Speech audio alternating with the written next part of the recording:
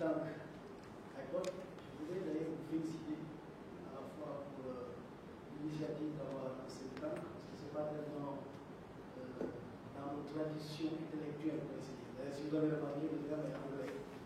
Parce que c'est plutôt. C'est Mohamed qui a l'initiative. Oui, bien sûr, mais je pensais à vous tous. Oui. C'est quelque chose qu'on voit plus couramment dans les pays anglophones, même l'Afrique. Quand vous allez au Kenya, vous êtes impressionné par la qualité et la quantité des okay. Sur toutes les politiques publiques, il y a des symptômes qui les analysent, qui les évaluent. Au Sénégal, il n'y en a pas. Il n'y a pas d'évaluation de politique. Vous allez voir au Nigeria, il y a une tradition de symptômes. Évidemment, les plus gros symptômes du continent sont dans la tradition. Extraordinaire sur les questions de sécurité, sur les questions politiques, sur les questions économiques, sur les questions d'environnement, etc. Mais ce n'est pas une tradition bien française. Voilà pourquoi on ne peut pas ici une tradition de symptômes. Lorsque vous essayez d'initier ce genre de tradition, on ne peut que vous en féliciter et vous féliciter. Et ici, vous initiez le débat sur une question qui est d'actualité au Sénégal, c'est la problématique de la réforme des institutions. Vous avez eu les initiatives de faire des propositions. 25, 35 propositions. Je crois d'ailleurs que ça aurait été intéressant aujourd'hui que vous nous invitiez à discuter sur les 35. Autrement dit, le sujet c'est quoi? C'est les 35. Et là, on aurait une occasion de discuter des 35 propositions. Et à cet égard, je trouve que vous avez une parole à gauche. Moi, j'ai vu ça dans la presse, mais évidemment, il faut. Parce que le problème du Sénégal, c'est quoi? C'est que quelqu'un fait un papier dans la presse, le papier paraît le vendredi, mais le samedi, il est oublié. Il est oublié. Donc, heureusement qu'il y a Internet. Et lorsqu'on vous dit, Moulignan a fait un papier que j'ai raté, je ne vais pas aller sur Google et mettre Moulignan et mettre le titre l'article et le trouver, heureusement. Et sinon, on oublie. Et donc, c'est pour ça que je trouve que c'est intéressant d'avoir ce genre de cas où on peut discuter sur des questions. Vous savez, c'est l'état de notre pays. Vous avez vu quand vous organisez un débat comme ça, vous n'avez pas grand monde. Si les thèmes c'était sur s'apporter sur la lutte au Sénégal, je ne sais pas, évidemment, ou alors si c'était une université du Ramadan, ici, bon, voilà, mais bon, c'est le pays qui est comme ça. Et ça aussi, il faut faire attention. Il faut qu'on tienne compte aussi du niveau intellectuel dans le pays, du niveau de la citoyenneté, du niveau de préoccupation immatérielle de la population, beaucoup de préoccupations matérielles. Donc, ça, c'est des données qu'on ne peut pas négliger dans le débat en général et dans le débat sur les institutions en particulier. Aux institutions politiques. Parce que aussi, ici, c'est une politique, là on est dans la presse, c'est d'abord la politique. Quand on fait des autres plus célèbres, c'est les sportifs et après c'est les autres politiques. Donc il y a des scientifiques, il y a des artistes, etc. Donc, mais c'est parce qu'il y a une très forte focalisation sur le politique en général, la politique en particulier. Et quand on pense réforme institutionnelle, on pense aux institutions. Alors qu'on aurait pu avoir, dans une ambiance sereine et dans une ambiance plus utilitaire, avoir une conception plus large des institutions. Quand on parle des institutions dans le pays, c'est ça les institutions constitutionnelles, c'est les institutions politiques, c'est les institutions administratives. Vous ne pouvez pas réformer le pays en ayant, par exemple, une administration qui n'est pas une administration développement. Souvent, par exemple, on pense qu'ici, il faut diminuer les poids du président de la République, renforcer les poids du Parlement, et hop, de tous les jeux. Remplacer le Conseil constitutionnel par une Cour constitutionnelle et l'administration, qui prend en charge au quotidien le destin du pays. Au quotidien. Parce que vous savez, le vrai pouvoir, ce n'est pas les hommes politiques qui ont le pouvoir. Le vrai pouvoir, c'est les administrations. Vous prenez le Sénégal, les fonctionnaires sont plus puissants que les hommes politiques. Bon, d'abord, les hommes politiques passent, les fonctionnaires restent. Oui, n'est-ce pas? La carrière de l'homme politique, surtout avec les alternances, maintenant, ça va être de plus en plus court. Vous êtes ministre, vous n'êtes pas ministre à vie. Mais les fonctionnaires qui sont là, c'est le pouvoir permanent. Eux qui détiennent la réalité. Et je sens l'une des premières précautions d'ailleurs à prendre pour le pouvoir politique. C'est d'abord, quand on arrive au pouvoir, c'est de prendre le pouvoir. Parce que pour arriver au pouvoir, il faut l'avoir. Parce qu'il y a des fonctionnaires qui ont le pouvoir, il y a des puissants de l'administration qui ont le pouvoir, qui vous empêchent même parfois de faire des réformes, etc. Les institutions administratives, il faut qu'on en parle dans notre pays. Parce que si on s'arrête plus superficiel, on va parler de politique, des partis politiques, du Parlement, etc. Les institutions, dans le prolongement des institutions administratives, les institutions que sont les institutions infra-étatiques, par exemple. Parce que dans un pays de développement, la prise en charge de la collectivité, la prise en charge des missions d'intérêt général n'est pas le monopole de l'État. Et ça, c'est une conception très française. En France, c'est l'État qui a fait la France et qui seul doit en encadrer la présentation. Et Jacobin disait, tout corps intermédiaire qui cherche à s'écarter de l'emprise de l'État est suspect. Et nous avons beaucoup hérité de cette conception de l'État. Voilà pourquoi quand vous avez disait le débat sur les institutions, c'est au bloc des pays sous-développés. Oui, c'est vrai, mais c'est aussi un bloc français. C'est en France qu'on aime débattre des institutions, politiques notamment. C'est en France qu'on aime débattre la réforme de l'État. Le président Mitterrand a eu une belle formule qu'il disait en 1981. Nous avons eu jusque-là de l'État fort pour construire la France. Nous avons maintenant besoin d'un État décentralisé pour que la France ne se déconstruise pas. Parce qu'ils ont compris en 1982 qu'au fond, cette perspective de développement d'un pays, de prise en charge de l'intérêt général par l'État, ne peut plus marcher. Et qu'il faut désengorger. Il faut créer d'autres pôles de pouvoir. Il faut une nouvelle gouvernance qui soit fondée sur les territoires. C'est ça que les Français ont fait en 1982. Un pays de tradition jacobine, mais qui a pris le risque de faire une décentralisation qui marche. Mais pourquoi on n'en parle pas trop dans le pays aussi de la question de réforme des institutions? C'est important de savoir quel type de distribution du pouvoir, des ressources et des responsabilités en ensemble et périphérie. Ça n'existe pas trop. Les institutions sociales, comment assurer une meilleure couverture sociale des Sénégalais? La politique, c'est bien, il y a aussi le social. Et donc, il y a une focalisation sur les institutions politiques, souvent. C'est un réflexe qu'on a. Mais si aujourd'hui, on peut essayer d'être plus ou moins limité, parce qu'on ne peut pas aborder le spectre de toutes les institutions, mais si on se recentre sur les institutions qui nous ont intéressés, notamment dans vos propositions, et qui sont aussi, au moins dans les propos que nous avons d'entendre, abordés, donc on peut, oui, se limiter à cet aspect, les institutions politiques, le régime politique, l'État. Mais en rappelant encore une fois que la nature du régime politique, régime parlementaire, régime présidentiel, première république, deuxième république, troisième république, ça c'est en France. Hein, en Grande-Bretagne, il n'y a pas de premier pouvoir après, il n'y a même pas de république, il n'y a pas de constitution de culte. Aux États-Unis, vous l'entendez déjà, les premières républiques, deuxième république, troisième république. Ça c'est très français. Les Français en sont à la 5e République, mais d'ailleurs, il y a beaucoup d'auteurs qui ont fait des essais intitulés du 6e République. Ben voilà, Mélenchon. Avant Mélenchon, Jacques Lang avait fait pour une 6e République. Ségolène Royal, dans son programme de campagne, elle disait qu'il faut une 6e République. Ben, un autre va dire après la 6e République, la 5e République, etc. Et c'est très français. La discussion sur les institutions, quels vont être les pouvoirs du président, est-ce qu'il ne faut pas l'humilier, etc. Le pouvoir du Parlement, quel rôle pour le citoyen? C'est très français. Vous avez beaucoup de pays où le débat sur la question des institutions est relativement stabilisé.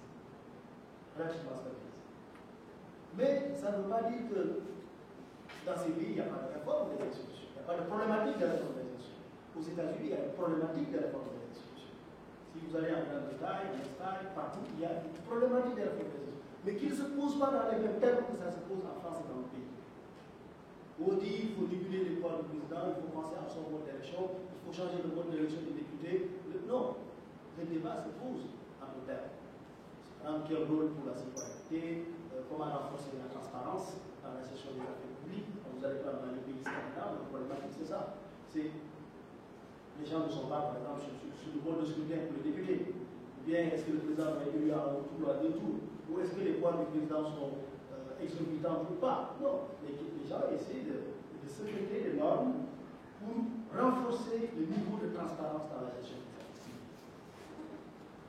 Dans les déclarations de patrimoine, Maintenant, toutes ces choses-là, d'ailleurs, commencent petit à petit à arriver dans notre environnement. Deuxième observation que je voulais faire, c'est qu'au fond, il n'y a pas. Il ne faut pas conclure que la constitution d'un pays, le régime politique d'un pays, c'est toujours le réceptacle de l'histoire du pays. D'une part, et c'est la traduction de l'espérance. C'est-à-dire que la constitution d'un pays, ce n'est pas quelque chose qu'on invente comme ça. C'est-à-dire que la constitution d'un pays, ça reflète l'histoire. Il y a des choses que vous retrouvez dans la constitution des États-Unis que vous ne retrouvez pas dans la constitution française. Il y a des choses très merveilleuses en Allemagne. Les Français n'en ont pas besoin. Les Allemands ont une cour constitutionnelle, les Français n'ont pas besoin de cour constitutionnelle. Les Allemands ont dans leur constitution, au chapitre droits fondamentaux, les Français n'en ont pas besoin. Mais pourquoi? Parce que les Français n'ont pas connu le régime nazi, où il y a une violation massive des constitutions, une violation massive des droits de l'homme, des pogroms, etc. Ils ont eu une histoire où il y a eu une succession, c'est vrai, de régimes politiques, royauté, empire, république. Même les royautés étaient plus ou moins démocratiques, les empires étaient plus ou moins démocratiques. Ils n'ont pas connu la même histoire que les Allemands. Il ne faut pas avoir les mêmes institutions. Parce que les institutions doivent répondre à un besoin dans un pays. Et parfois, et là je rejoins la salle, au fond, le problème de l'institutionnalisation se pose dans le pays. Est-ce qu'on a essayé de dire quels sont nos besoins institutionnels? Donc, ici, il nous faut questionner la problématique de l'institutionnalisation. Autre remarque que les gens je veux faire, c'est qu'au fond, il n'y a pas une constitution meilleure qu'une autre. Il n'y a pas un régime politique meilleur que l'autre. Alors on ne peut pas dire, ah mais vraiment les Américains sont développés, il nous faut parler de régime politique. Ça fait la catastrophe si on ne le pas ici. Les Américains ont un régime politique qui marche chez eux, parce qu'ils répondent à leurs besoins, à leur culture, à leur mentalité, à leur tempérament. Le problème, ce n'est pas seulement le modèle américain. Le régime parlementaire a été inventé en Grande-Bretagne. Il ne se pratique pas de la même manière en Grande-Bretagne qu'en Italie et en France. Les Français font un régime parlementaire avec un président élu municipal universel, direct, qui a l'essentiel des pouvoirs sans même que la Constitution le dise. Tout à l'heure, vous savez, en France, la Constitution est claire. C'est le gouvernement qui détermine les contenus de la politique de la Nation. La réponse du général de Gaulle, non. Pas question que le gouvernement détermine les contenus de la politique de la Nation. La réponse, il dit, mais parce que le gouvernement n'est pas élu. C'est le président qui est élu. Sur la base du programme, c'est lui qui répondra, pas au gouvernement. Le président de la République doit être la clé de toutes les institutions. Et ça, c'est aussi dans tous les régimes politiques. Dans tous les régimes politiques, il faut qu'une institution soit la clé. Mais là, il faut choisir. Les gens qui font une démocratie parlementaire disent c'est pour les réponses. En Grande-Bretagne, le grand patron, c'est le locataire qui donne la constitution. C'est le premier ministre qui est le grand patron. Vous allez en Allemagne, c'est le chancelier. Il est tout puissant. Mais il est tout puissant dans sa façon dont il détient le pouvoir exécutif et l'exerce. Mais il en répond. Et il est contrôlé. Vous allez aux États-Unis, bon, vous savez, ça, c'est Dieu m'a dit, c'est l'homme politique. C'est le président le plus impuissant dans son pays. Tout le monde est puissant. Très puissant, le président des États-Unis. On n'est plus au temps du gouvernement congressionnel. Aujourd'hui, le président américain, c'est la première institution aux États-Unis d'Amérique. Son élection mobilise l'opinion publique dans le monde et il a des pouvoirs importants, mais il est contrôlé. Et vous avez raison quand vous disiez tout à l'heure que s'il veut nommer ses collaborateurs, le Congrès et le Sénat à son mot à dire. Parce qu'on veut le contrôler. C'est important. C'est lui qui imprime la dynamique générale. C'est le directeur général du pays. Parce que dans un pays, il faut qu'il y ait un directeur général. Et vous savez, les citoyens, ce serait intéressant de les interroger à ce sens. Ils veulent un leader. Mais ils veulent un leader qui soit avec nous. Ils veulent un leader qui gouverne selon leurs aspirations. Et en chef, de façon provisoire. Ça peut durer 4 ans, ça peut durer 8 ans, ça peut durer 10 ans. Un besoin anthropologique de s'identifier à un chef. Et ensuite, il y a un besoin à localiser la responsabilité. Parce que quand vous dites non, nous sommes au collège qui gouverne, mais au moins l'école, qui répondra? Il faut qu'on puisse localiser la responsabilité. C'est le président qui avait le pouvoir, c'est lui qui a été élu. S'il y a des problèmes, c'est lui. S'il y a quelqu'un à sanctionner, c'est lui, pas le premier ministre ou le ministre. Évidemment, dans une démocratie parlementaire, celui qui est sanctionné, c'est le Premier ministre. Ça me paraît aussi important comme élément qu'on va rappeler dans la discussion. Les constitutions, les régimes politiques, c'est le cours de l'histoire. Ça l'est du vécu. Les Français ont des régimes politiques, ils n'en ont pas honte. Ils sont très contents. Quand il y a des cohabitations, les Français ils gèrent leur cohabitation. Quand il y a une réunion des chefs d'État et de gouvernement en Europe, tous les pays européens, c'est les chefs de gouvernement qui viennent. Mais en France, c'est le président qui vient. En cas de cohabitation, c'est les deux qui viennent. Oui. Mais c'est l'histoire, il l'assume. Et donc, le régime politique, on ne le construit pas à partir de l'imitation, à partir du mimétisme. Mais il faut le construire, le régime politique. D'ailleurs, on ne le construit pas, il se construit. Atteint de pathologies qui menacent son existence. On peut se poser cette question. Ma réponse aura plutôt tendance à incliner vers la négative. En disant quand même le régime politique est si malade que ça. Il n'est pas blanc, quoi. Il n'est pas en phase terminale. Au point que si on ne le réforme pas, il va mourir. À mon avis, il n'y a pas d'urgence à le réformer pour le sauver. Je me dis pourquoi? Parce que le Sénégal, c'est quand même un livre de stabilité politique, de comptabilité et de continuité constitutionnelle. À cet égard, on est même plus stable que la France. La France a connu au moins 2 ou 3 coups d'État dans son histoire, une succession de républiques et d'empires. Il y a eu des secousses. Les secousses auxquelles on a répondu par des réponses constitutionnelles. Même quand il y a eu des crises, les réponses ont été des réponses constitutionnelles. Comme on l'a dit en 62, comme on l'a dit en 68, comme on l'a dit en 88, etc. Comme on l'a dit en 2011 aussi. Continuité constitutionnelle aussi. Vous savez, il y a quelque chose qui est très intéressant. Quand vous prenez les élections du Sénégal, quand on compte les législatures, vous voyez beaucoup de pays qui sont à la 4e législature, 5e législature. Le Sénégal, depuis 1960, a une continuité parlementaire ininterrompue. Le Parlement, avec tout ce qu'on peut lui imputer, lui faire comme reproche en termes d'insuffisance, c'est une institution qui est connue. Le Sénégal n'a jamais vécu dans sa vie sans avoir un Parlement, sans avoir un Parlement. Donc, continuité constitutionnelle. Et en fait, il y a ce qu'on a pu appeler les standards constitutionnels. Vous savez, quand vous prenez un régime politique, quel qu'il soit, on cherche tous s'il y a au moins 2 ou 3 choses. La première, c'est est-ce que le régime politique consacre et garantit ce qu'on appelle les droits et les libertés fondamentales?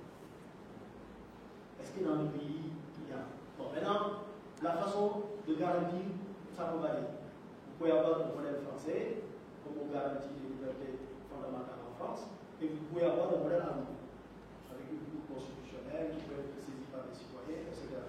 C'est relatif. Ça ne veut pas dire que le système allemand est mieux que le système français. Pas du tout. Les Allemands sont fiers de leur système, les Français sont fiers de leur système. Chaque système a des avantages et des inconvénients. On le voit dans la plupart des démocraties européennes, on le voit au Canada, on le voit en Australie. Dans le pays, c'est qui? C'est le président. C'est ce qu'on voit notamment dans les pays comme la Russie, en France. En France, c'est le président qui est dans le fort, il n'y a pas d'ambiguïté. Il choisit son premier ministre, il peut le révoquer à tout moment, contrairement à la Constitution. Parce qu'en France, l'article 8 interdit au président de révoquer le premier ministre, mais il le fait. Le président, quand il veut renvoyer le premier ministre, il le renvoie. Pour comprendre. Bon, le général de Gaulle, lui, allait jusqu'à prendre la précaution de demander à ses premiers ministres de décrire une lettre de démission non datée. Si vous voulez, oui, vous demandez de démissionner. Si vous démissionnez, pas de problème. Si vous ne démissionnez pas, il sort dans la démission. Finalement, il a dans le président, aujourd'hui, dispose du droit de renvoyer le premier ministre. Les constitutionnalistes parlent de l'article 8 bis, non écrit. Mais c'est ça, il le renvoie. Donc, aux États-Unis, c'est le président. Vous allez dans les pays d'Amérique latine, c'est le président qui définit la présidence, qui assure la direction du pays.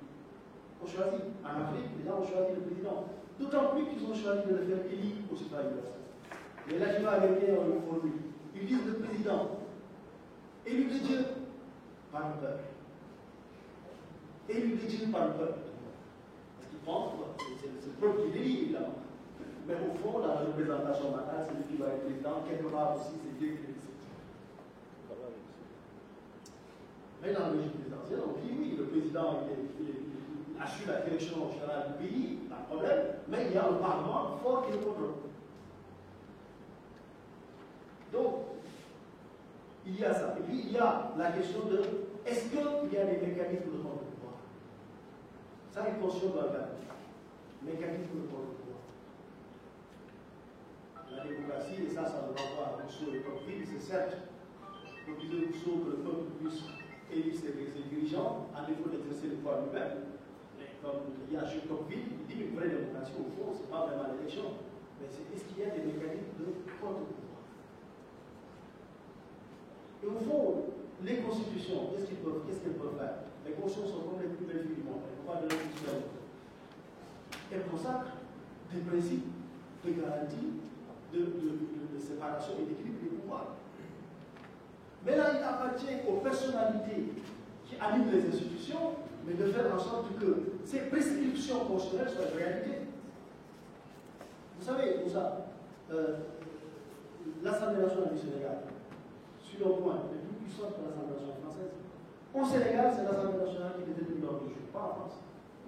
En France, c'est l'exécutif qui détermine l'ordre du jour.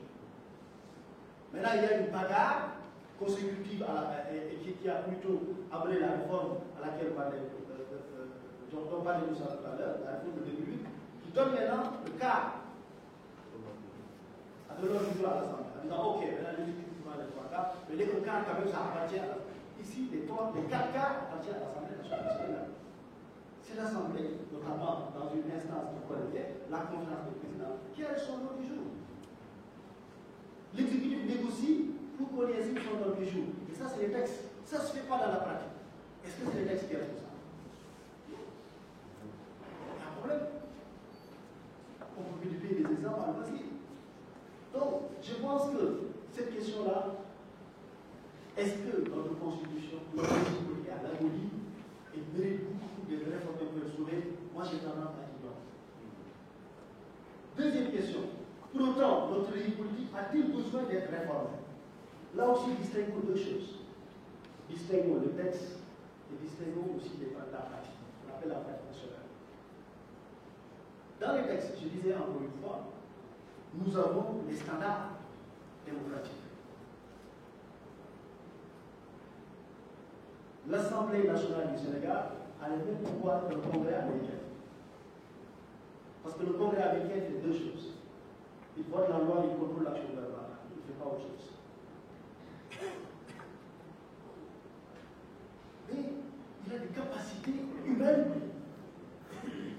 financières et matérielles que l'Assemblée nationale du Sénégal. Et ça, est-ce que c'est les textes?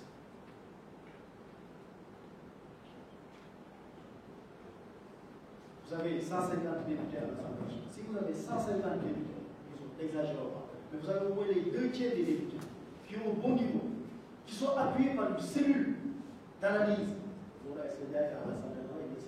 Vous avez des députés qui n'ont pas à la disposition de cellules d'experts. Et nous ne parlons pas d'assistants parlementaires ni d'arrachés. Parce que les assistants parlementaires et les arrachés parlementaires, ce n'est pas pour renforcer le Parlement. Non. Vous ne pouvez pas avoir le ministère des Finances ou le ministère qui a des fonctionnaires confirmés, d'expertise, de bonne expertise. Pour les députés, vous dites non, prenez des assistants, des jeunes qui ont une maîtrise plus de, voilà, qui n'ont pas d'expérience. Donc la solution, ce n'est pas ça.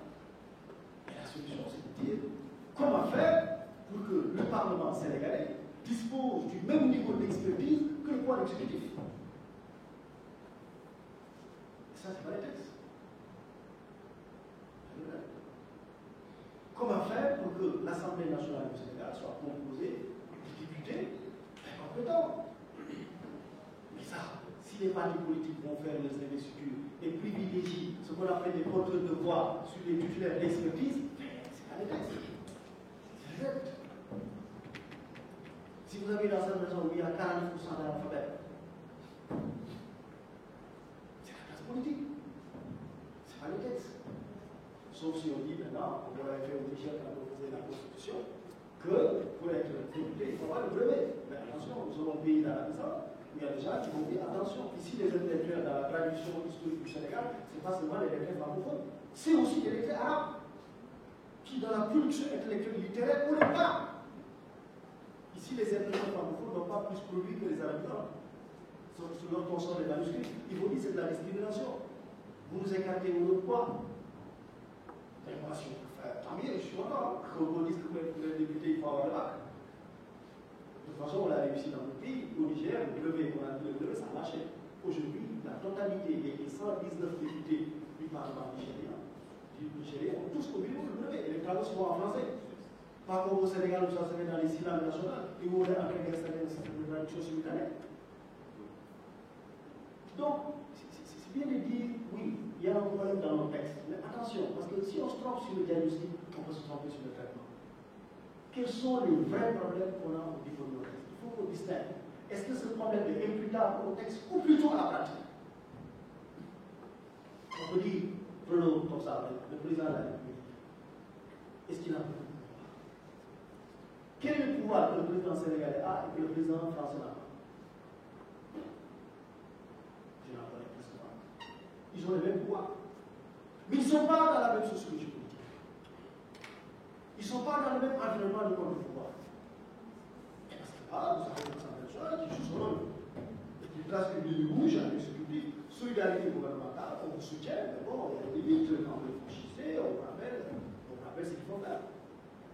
Prenons le Conseil constitutionnel français. J'entends souvent dire, ouais, maintenant il faut tout ça, où à la place du Conseil constitutionnel français. Mais le Conseil constitutionnel du Sénégal a les mêmes attributions que le Conseil constitutionnel français, ni plus ni moins. Les mêmes attributions. En France, le Conseil constitutionnel a rendu à peu près 2000 décisions. C'est en moyenne une centaine de décisions par an. Centaines de décisions par an. Mais pourtant, c'est la même chose. Je veux dire, les deux juridictions ont le même champ d'attribution, premièrement, et deuxièmement, c'est les mêmes saisissants. En France, les citoyens ne peuvent pas saisir le Conseil constitutionnel. Non. C'est les députés qui doivent le faire, les sénateurs, le Premier ministre, le président de l'Assemblée. C'est la même chose. Pourquoi ici on a pas ça? C'est pas le texte. C'est parce que vous avez des parlementaires qui ne sont pas vigilants et qui ne saisissent pas le Conseil constitutionnel sur les questions notamment liées aux droits humains. Parce qu'en France, quand on connaît la jurisprudence, il y a des lois sur, je ne sais pas moi, qui concernent la vie des citoyens, et les parlementaires ont tendance à traduire les lois au Conseil constitutionnel et poussant ainsi le Conseil constitutionnel à produire une jurisprudence relative aux droits fondamentaux. Mais si c'est pas grave, est-ce que c'est le texte? Non. Si les députés ne saisissent pas, c'est parce qu'ils ne peuvent pas saisir. Si vous avez un Conseil constitutionnel, il y a une constitution minimaliste de son champ de compétence. Ce n'est pas les textes. Je pense à la dernière décision du Conseil constitutionnel de France, l'invalidation du compte de campagne de Sarkozy. Alors, je m'excuse. Mais c'est ici, on n'a pas le problème. Une fois, un journaliste lui a posé la question de savoir quel est votre. En fait, ici, ce que je voulais simplement dire, c'est que il faut, je crois, et là, je plutôt tendance à répondre par oui. Notre constitution, notre régime politique a besoin d'être plutôt que les textes.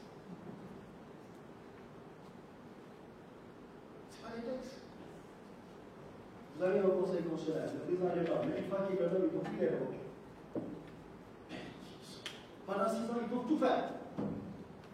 Personne ne peut les révoquer. S'ils ne le font pas, à qui est écouté là? Pas au texte. Donc les pauvres textes. Il y a une focalisation sur les textes. Mais vous savez, ça aussi, en c'est très latin. C'est latin. C'est pas si je ne dis pas français, mais latin. Chez les latins, quand il y a des problèmes, on pense que les problèmes vont trouver des solutions avec les textes. Chez les anglo-saxons, quand il y a des problèmes, on ne répond pas des politiques publiques. Pas de politique publique. Quand les politiques publiques atteignent un certain niveau de maturation, les textes peuvent intervenir en procédure politique. Mais ici, on commence. C'est que dès qu'on fait un beau texte, on dit non. Le problème maintenant, il est réglé. Mais après, on se rend compte dans la pratique que ce n'est pas réglé. Parce que souvent, on a tendance à fournir, à sécréter des réponses textuelles, des réponses normatives, à des questions qui requièrent des changements de comportement, à des questions qui requièrent des révolutions de mentalité. Lorsque toutes les demandes convergent à la présidence de la République et qu'on dit au président de régler les problèmes, ce n'est pas la Constitution qui dit, c'est la sociologie politique.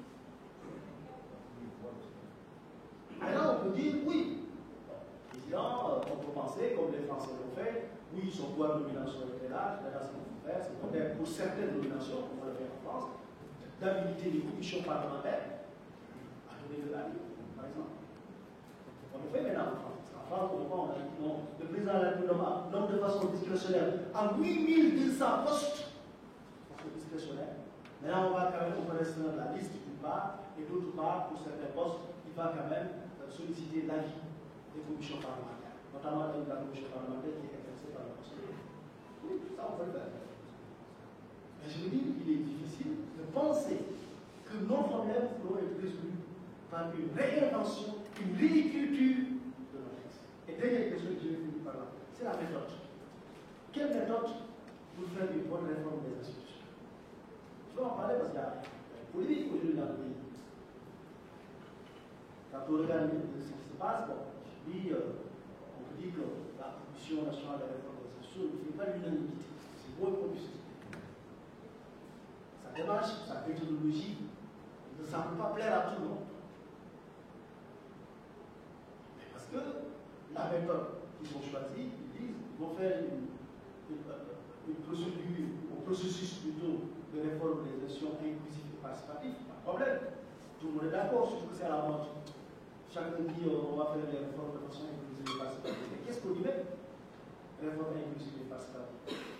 Est-ce qu'on a besoin de 700 millions, d'additionner les 4-5 départements du Sénégal pour consulter les citoyens?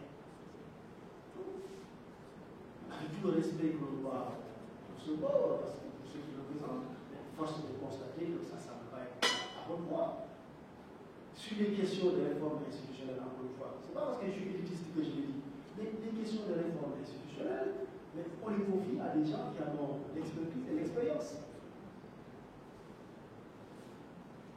Mitterrand, quand il est arrivé, il a fait ses réformes, il a apporté, il a un beau papier, l'apport du président Mitterrand à la Cinquième République. Les réformes, à l'époque, c'était présidé par Bedel. Les gens ont fait des réformes, 3 mois, on donne, on intègre, on construit, on avance. Quand l'autre est arrivé, c'est Jacques Chirac, qui fait la commission avril, des spécialistes, des hommes politiques, une expérience saine, qui font des réformes, qui font des rapports, 3 mois, c'est fini, on construit, on avance. Quand l'autre est arrivé, Madame Sarkozy, il a fait sa réforme, il a coupé à la vie. Même chose. Moussa a évoqué des innovations fonctionnelles intéressantes qui ont été introduites par Sarkozy. La limitation des mandats à 2, Hollande, il vient de constituer sa commission qui a fait ses travaux et déposé les rapports. La commission Jospin, composée d'hommes politiques, d'anciens parlementaires, des professeurs de droit, des avocats, les gens font le travail, apparemment.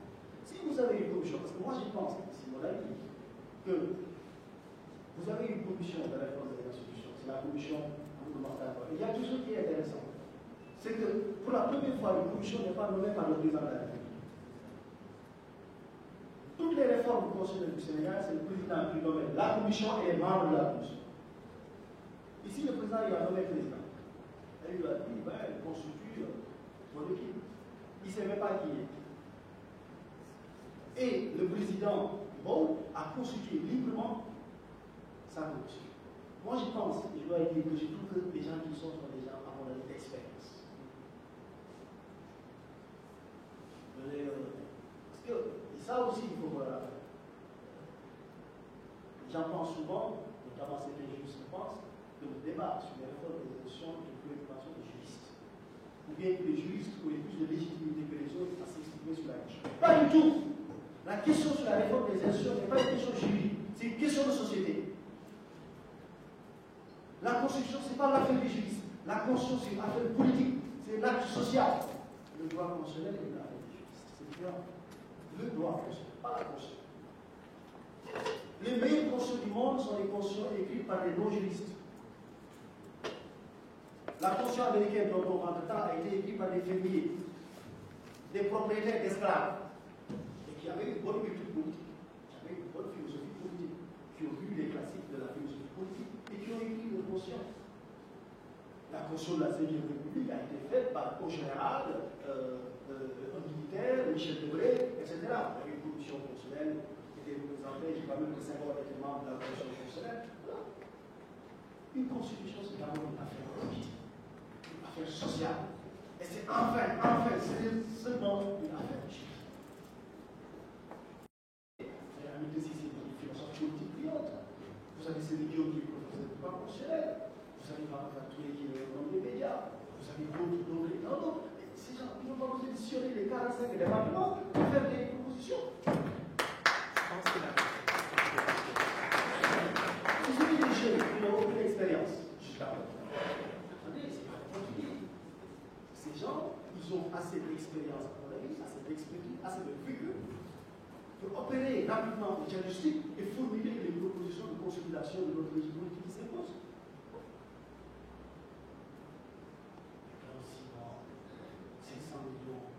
Si on est 45 départements, pour aller à Kibou, rassembler les gens, et dire oui, le conseil constitutionnel, est-ce que vous savez le constitutionnel ou le conseil constitutionnel? Excusez-moi, ce sont des questions, ce n'est pas des questions techniques, encore une fois, mais c'est des questions sur lesquelles il faut avoir une certaine expérience pour pouvoir les répondre.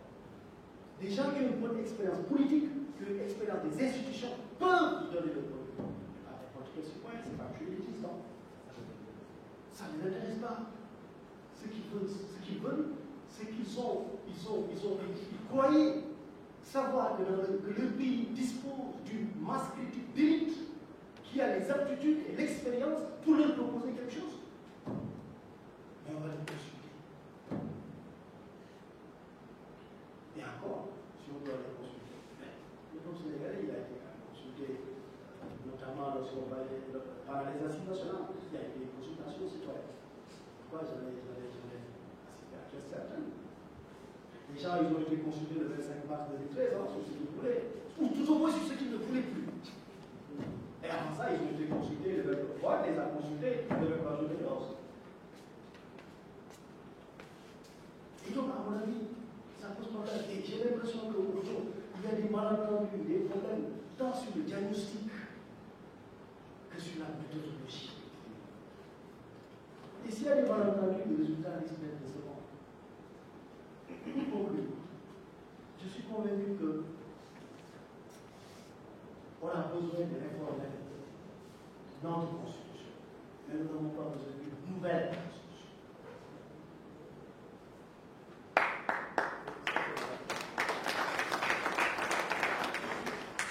Voilà, nous a fait tourner en 2001.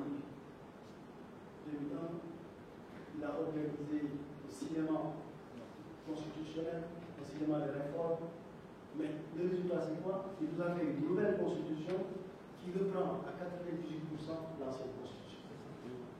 On aurait pu garder la constitution de 1963 et faire les réformes que lui voulait faire. Donc certaines étaient intéressantes. C'est dans la continuité. Mais c'est ce qui se fait ailleurs. Vous avez besoin de changer 3%. Vous avez 3% d'innovation pour le faire au chamboulement et au nouveau texte constitutionnel. Vous pouvez avoir un texte constitutionnel qui va dater de 2013, Constitution sénégalaise de 2013. Donc franchement, je pense qu'on ne doit pas reproduire l'erreur qu'on a commise en 2001 en nous donnant une nouvelle constitution qui n'apporte pas grand-chose. Aujourd'hui, si on s'accorde sur ce qu'il faut apporter comme innovation, comme valeur ajoutée, on peut l'insérer dans le texte constitutionnel qui existe et avancer. Deuxième point, ce que je pense qu'on peut améliorer le fonctionnement de notre régime politique. On peut moderniser le régime politique. On peut essayer de combler les lacunes et les silences. On peut essayer de répondre à des questions qui se posent dans le régime politique. Parce qu'il y a, Moussa tout à l'heure le disait à justice, aujourd'hui vous avez des conflits qui n'ont pas de juge. Aujourd'hui, à l'Assemblée nationale, lorsqu'on exclut un député, sur la base de l'interprétation de l'article de la Constitution, le député n'a pas le droit de recours. Et c'est arrivé, hein. On a exclu le député, voilà. On l'a dit, il n'en peut plus, et puis voilà, les gendarmes ont dit qu'on n'en peut plus. On peut les exclure, d'accord, sur la base de l'interprétation de l'article de la Constitution, mais il devait avoir le droit de recours. Pour que le juge le dise, vous avez été exclu à raison, pas de problème, tout le monde s'est clé, ou bien vous l'avez été à tort. Auquel cas, vous devez rétablir dans vos droits. On a comme ça beaucoup de contentieux, beaucoup de différents parfois qui ne peuvent pas se délouer devant un arbitre devant lequel tout le monde va se mettre. On peut procéder, comme disent les Béninois, à une relecture de notre Constitution. Mais le régime politique aussi, on ne peut pas dire, et ça, tous les Sénégalais, je suis sûr que même le nouveau parti de ça, El Hadj Ibrahima Sall n'y dérogera pas. C'est l'élection du président de la République au suffrage universel direct. Nous sommes tous les admirateurs de l'élection du président de la République au suffrage universel direct. Tous les hommes politiques rêvent, c'est normal, c'est la vocation de notre politique, d'être président de la République, mais élu au suffrage universel direct. Les gens ne veulent pas être président élu par le Parlement, ou bien président coopté par le père qui va à la retraite. Non. Les gens veulent être le président sacré et consacré par le suffrage universel. Mais en même temps, on dit, oui, mais il faut quand même diviser ses pouvoirs. Vous ne pouvez pas élire le président au suffrage universel. Vous lui dites, on vous a élu, vous, pas le groupe là, ou la coalition qui vous a. C'est vous qu'on a élu, premièrement. Deuxièmement, on vous a élu sur la base de votre programme. Troisièmement, il faut exécuter votre programme, mais on va quand même diminuer vos pouvoirs. Non, à mon avis, il ne s'agit pas de diminuer les pouvoirs. Il s'agit de renforcer les pouvoirs des autres.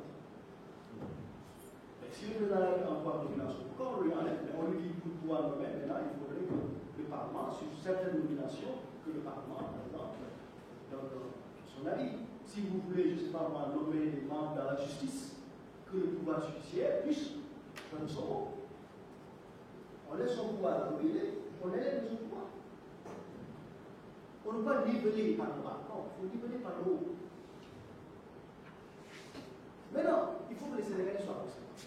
Si on dit on ne veut plus d'un président de la République soit fort, on ne veut plus d'un président de la République détermine la considération, on veut que le Premier ministre le fasse, là les assignations, c'est ça. Quand vous lisez, je vais terminer par là, M. le Président, la motion des assises nationales dit le gouvernement détermine et produit la considération. Ça dit le Premier ministre. Comme disait Guy Carcossel, justement, le gouvernement n'a pas de tête. Il disait si on dit le gouvernement détermine la considération, c'est le Premier ministre qui devrait le faire. Et là, il ne le fait pas en France. Et justement, ici, on ne peut pas dire au Sénégal, en regardant l'élection du président de la République universelle, le Premier ministre va quand même définir la population. Mais quelle légitimité a le Premier ministre au Sénégal? Mais aucune, demain, il peut changer. Demain, il peut changer. Après-demain, on peut nommer un autre. Maintenant, on dit, bon, finalement, les Sénégalais ne savent plus qui va définir la politique de la nation. Parce que ça dépend de la personne qui va être nommée. On peut dire oui, allons vers le régime parlementaire, parce qu'il y en a marre du présidentialisme, on en veut plus, mais dans ce cas, il faut renoncer à élire le président de la République au suffrage universel.